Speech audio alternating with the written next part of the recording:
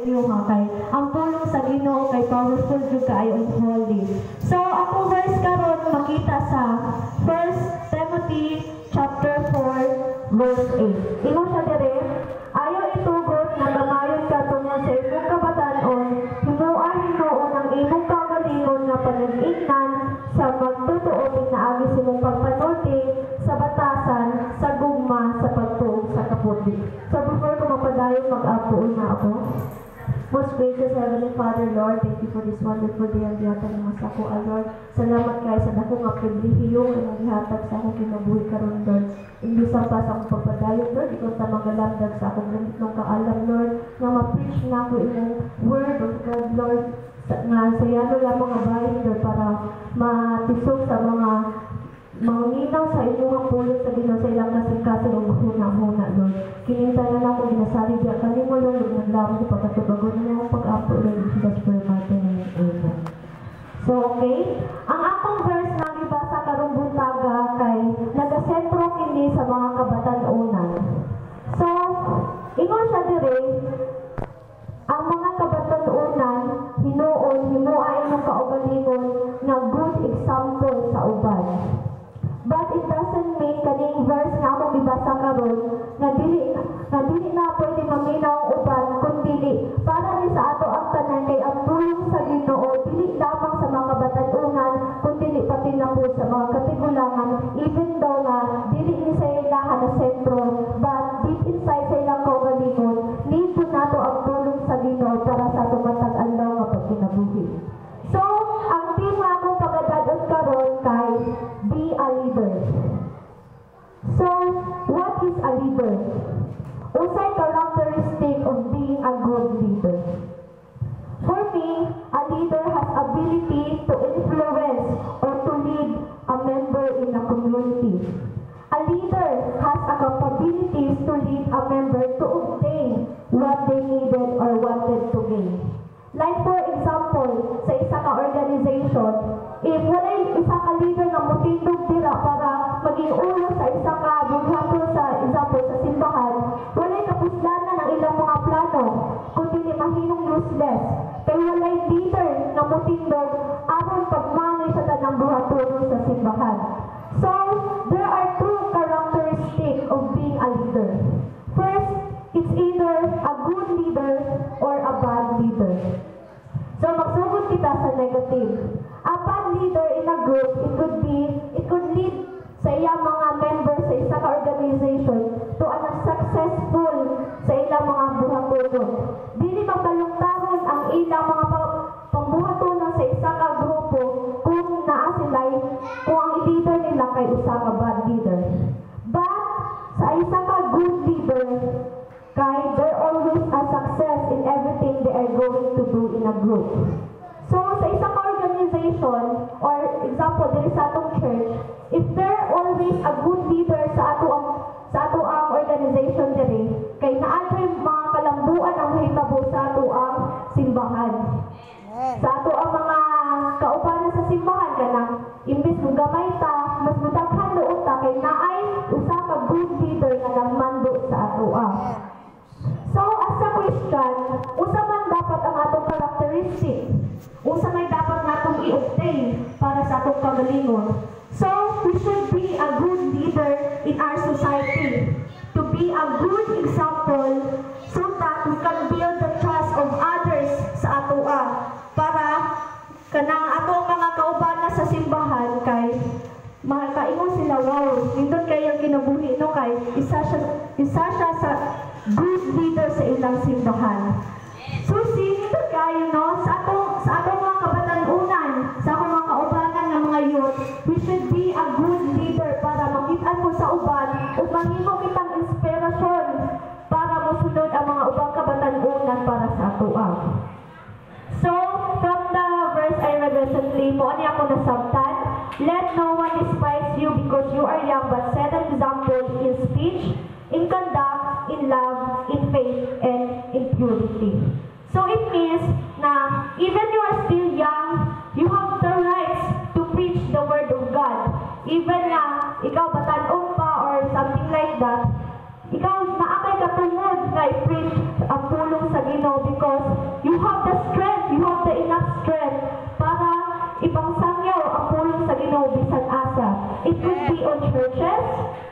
be on schools, and it could be on the workplace. Sa akong nahinumduman, katong istorya ni Kuya Renji, katong nag-preach siya sa gym na to kaubanan iyang mga tricycle driver na nagabiyahe-biyahe. So ako nasabtan dito kay nag-preach siya sa Word of God sa iyang mga kaubanan, and in the few weeks ato kay naiusa sa ilahang kaubanan nga nisimba ni balik sa ato buhi nga Dios. So see how powerful you are kung magpagamit na jud ka sa atong buhi nga Dios.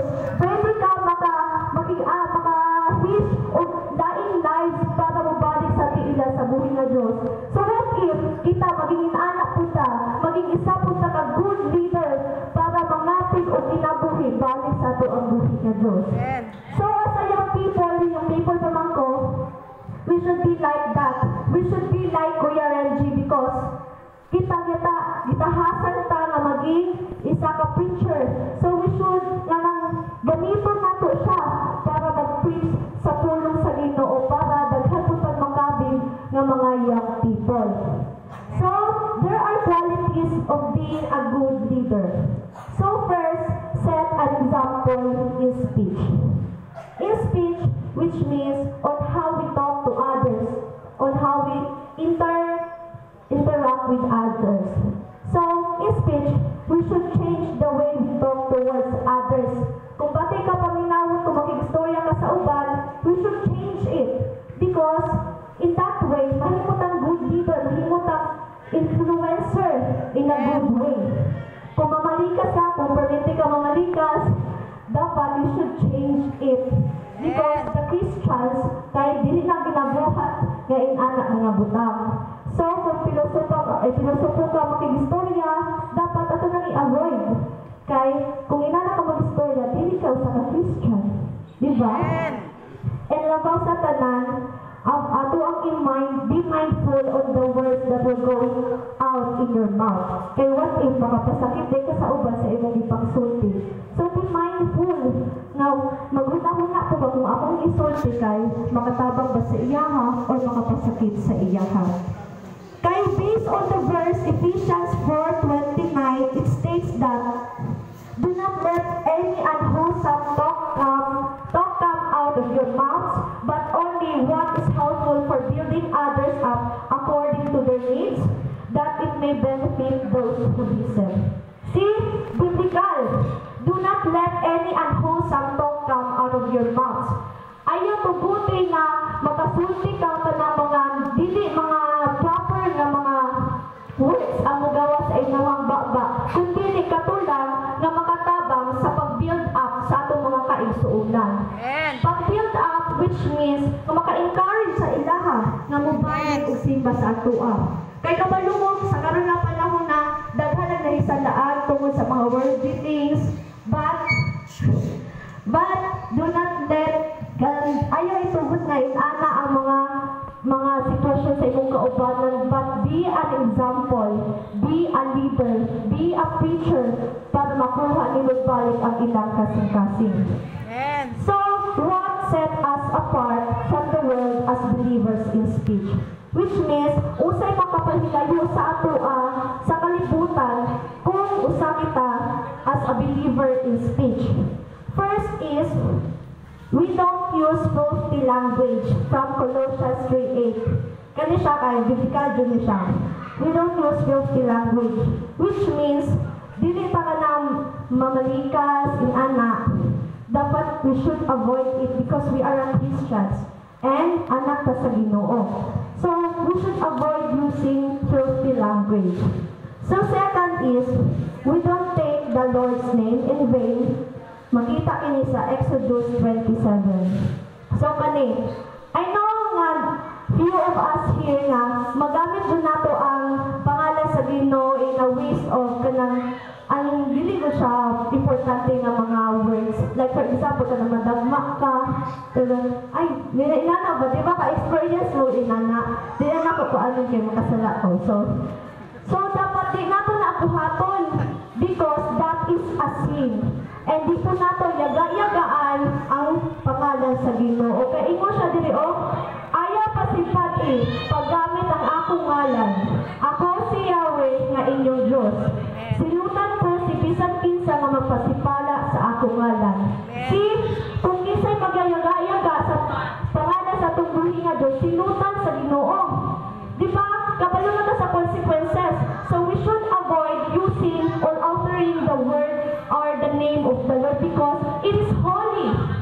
It is so priceless. Kasi ang pangalan sa Ginoo kay makapagawas po siya bad spirit sa uban tao na naasa kinabuhi sa isa ka tao. So see, dapat din nato siya gamito sa useless na mga words nga itong ginagamit sa tumatag adlaw. So the third one is, without gossip or slander others by Proverbs 10:18 to 21. Okay, diri. Gossip means chismis. Tapos ang slander, murag panggandaot. So, kapalo ko nga, kita tanan nag-chismis. But, makita sa Proverbs 10:18 to 21, we don't gossip or slander others para maging usa kita ka example sa itong magtotoo. So, usa man atong buhaton, we should avoid it. Dapat magbago kita nga dili na ta mag-chismis sa uban. Kay it can cause hurtful sa mga tao atong gipang chismis. Di ba? What if ito inyong gipang chismis kay masakitan to. Tapos, tungod di mo ay ikaw nag-chismis kay di na siya musimba, ganon. Dapat we should avoid it para maging usa kita ka-example sa tungkol nga Diyos. Slander others, mangdaot sa uban. Dapat dili po na binuhatan sa usa ka Christian or anak sa Ginoo. So the fourth one is, we don't say hurtful or rude things to others. Makita kini sa James 3:9 to 12. So sabot-sabot naman no, we don't say hurtful or rude things to others. Dapat be mindful sa inyong dawin kamutok sa inyong ka-interact na dapat kung inyong mang ipangsulti sa iya kay dili makapasakit sa iya ha or dili ba siya malaay sa imong ipangsulti. Be mindful because as a Christian, dili tayo anak, dili batasan sa Christian ang mo sulti o maka-hurt or makasulti of good things to others. So the fifth one, kani kay positive na ni. We do use our words to encourage. From Thessalonians 5:11. See, naman ay good purpose. Gihatagan ta sa Ginoo ba, gihatagan ta sa Ginoo voice para mo encourage sa uban. Ang purpose ato ang ba para mo encourage sa uban kaya mo balik sila sa tiilan sa Ginoo. Amen. That is the good purpose nga nung gihatagan ta. So as a youth, dapat inani po ta. Gamiton nato ang atong ba, ang atong voice sa pag-encourage sa uban natong kabatanunan diri sa atong simbahan. Kasi usa may purpose, kung sige na tag-chismis, di ba wala tayo mabuhat? Kung sige na tag-pangdaot, wala tayo mabuhat. Instead of it, use our voices to encourage one another, especially sa mga youth. So, the sixth one is, we do use our words to praise God from Hebrews 13:15. Muna yung pinaka-importanting purpose sa ato ang ba or voice to praise God. Amen. Diba? Kung naakay talent nga mukanta, magpagamit ka sa Ginoo. Kung naakay talent mo preach, mag-preach ka sa pulong sa Ginoo. Amen. Kaya mo muna yung purpose, good purpose sa inyong voice. Use our words to praise God. Use our words in a good way. Amen. Okay. So, ang pagtadiri na punta sa ikaduha qualities to be an example to others. Set an example in conduct. In conduct, which means behavior.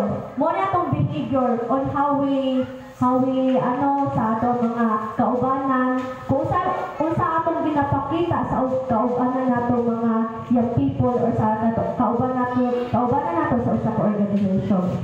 Be mindful sa ato mga behavior.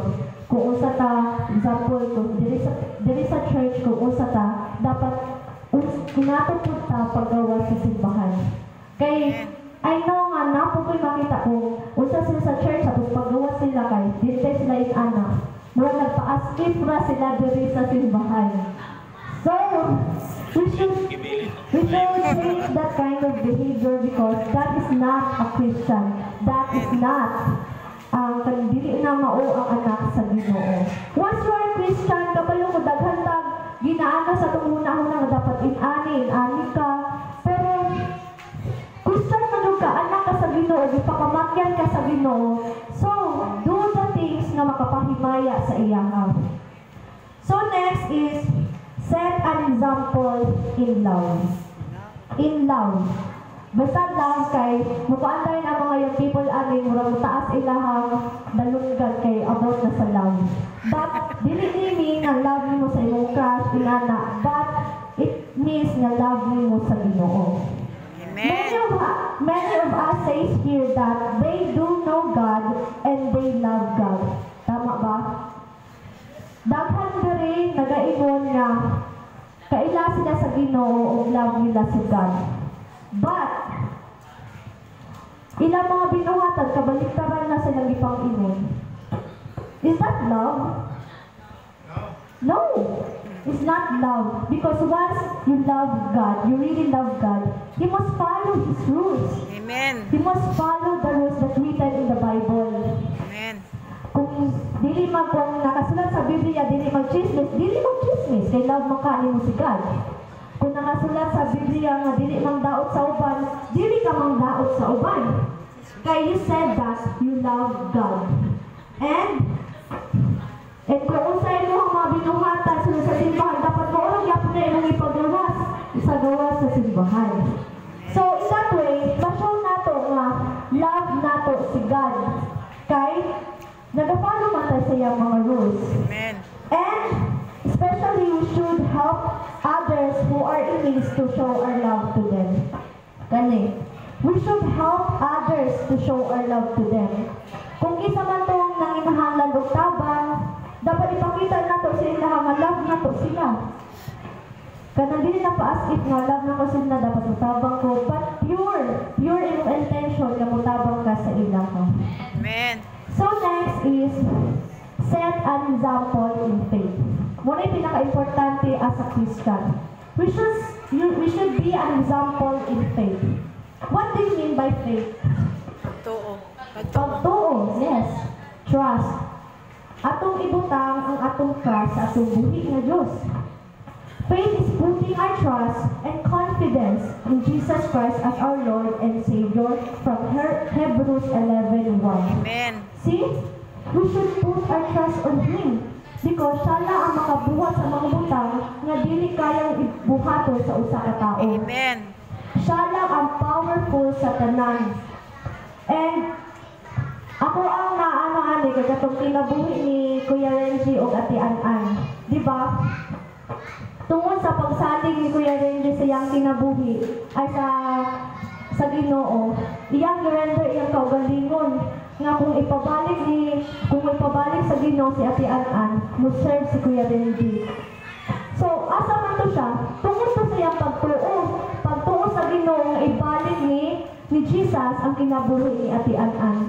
So, naatay mga proof na mga evidence na nakita na ang pagtuo sa Ginoo, tumutuo lang dito sa iya nga tinudanay, kay makuha nato na natong gusto. Not in kanang mga negative but positive things. Like for example, pud sa ako karon. Sa una kay gusto kay ko mo-preach sa Word of God, but because I have lack of confidence, wala ko sali sa buhi nga Diyos. Kay what if i-judge ko nila kung maginani ko? What if i-judge ko nila sa akong ipangsulti? What if dili mao ako ipangsulti sa atubangan based sa Bible? Muna ko mga negative thoughts nga nasa una-una. But gihatag na ako fully trust sa Ginoo. Akong gihatagan ko niya confidence. Here I am, nag-preach sa inyong atubangan. Amen. So, grateful kayo ko na adlaw kasi nabuhat na ko nasa una di na ako kayang mabuhat, but now nabuhat na ako ang pag-share sa pulong sa Ginoo sa daghang tao. Because my weakness is public speaking. Maulong ko mo ato bang sa daghang tao kay muna ito, negative thoughts na ako. But once you try it, nice kayo sa paminaw. Amen. Nice Amen. thing paminaw nga mag-preach ka sa Word of God. Amen. Like, gigamit ka. Gamit ka sa Ginoo para i-preach iyang balaang pulo. Amen. So, we should put our faith in God para magamit natin itong kagalingon in a good way. So, next is set an example in purity. Purity means pure heart. Wala isabol ng mga negative but always positive. Pure intention towards others. Dapat pure imong intention towards others. Kung makighalubilo ka tapos imuhang kaatubangan kay kaaway nimo, dapat imo nang bag-uhon.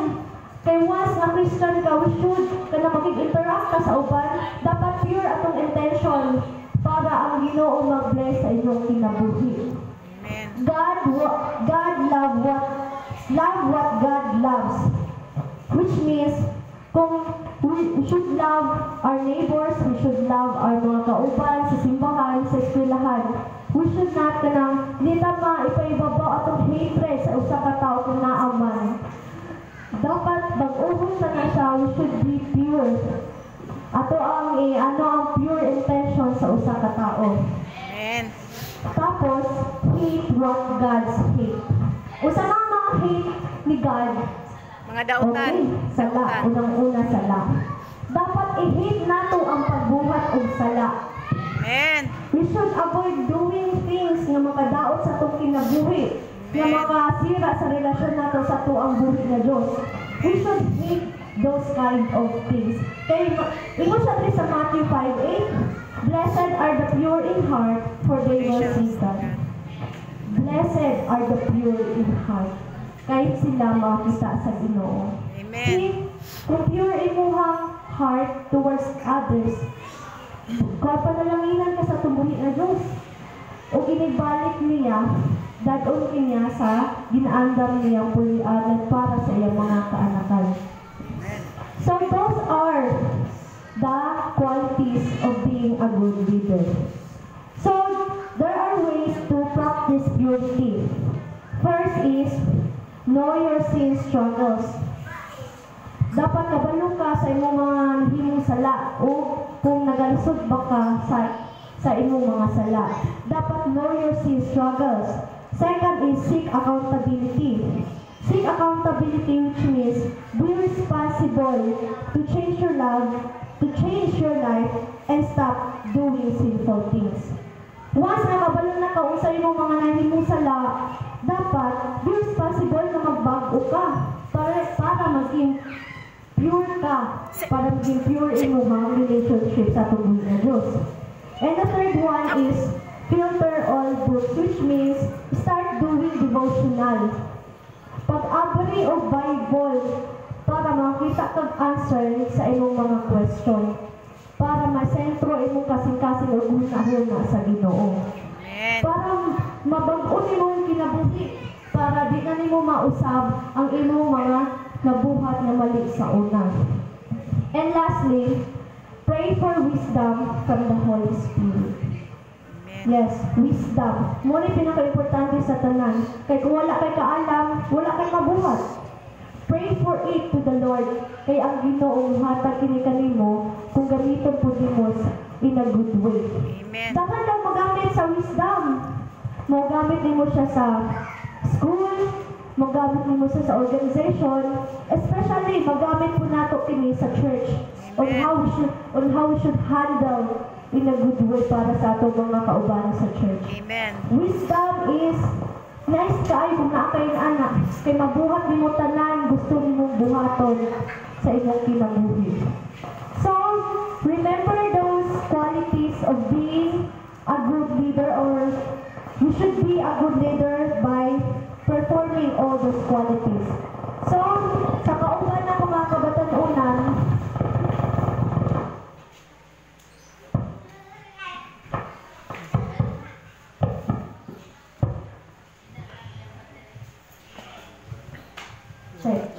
okay, so sa kauban ng mga kabatanunan, we should change our lives. Magpagamit ta sa tungbuhi na Diyos. Kay tungod ni Ana, makapahimaya kita sa iyaha o manapot tayo ma-influence nga ubang kinabuhi. para mabalik sa tiilan sa Ginoo. So, as encouragement,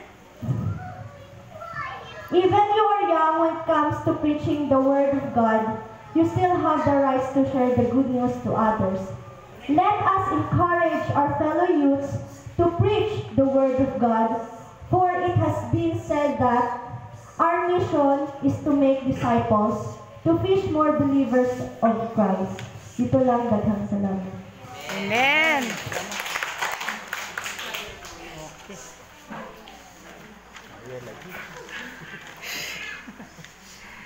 Amen. Praise the Lord.